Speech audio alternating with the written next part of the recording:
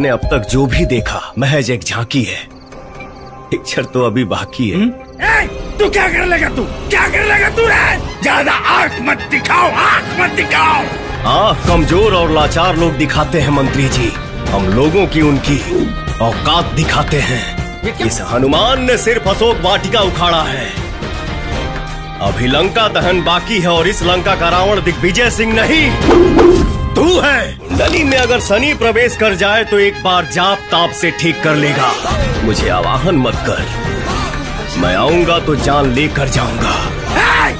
पूरा गांव नहीं, कस्बा नहीं, शहर नहीं, पूरा राज्य हमारे कंट्रोल में है। माना कि पूरा राज्य तेरे कंट्रोल में है, लेकिन बजरंगी हमेशा आउट ऑफ कंट्रोल रहता है।